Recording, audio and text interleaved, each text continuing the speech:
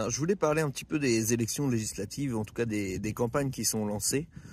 Alors, je vais évidemment pas te dire pour qui voter, c'est à toi de te faire une idée. Et je trouve ça bien que les jeunes s'engagent, que ce soit pour un parti ou pour un autre.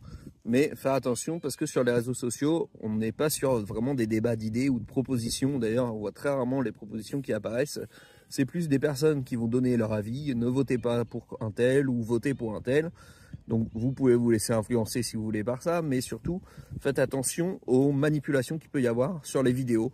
Donc on voit de plus en plus de nouveaux comptes, des faux comptes, si vous regardez ils ont à peine 10 jours, donc qui vous donnent un petit peu des influences ou des tendances pour qui voter. On a des interviews qui sont coupées, ce qui fait qu'on n'a ni le début de la question, ni la fin de la réponse.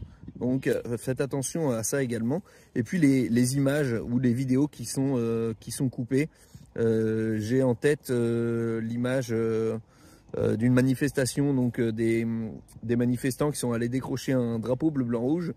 Et si on prend bien la totalité de l'extrait, si on prend pas juste la photo, on se rend compte que c'était la personne qui était au balcon, qui était en train d'insulter les manifestants, qui étaient en train de circuler pacifiquement dans la rue.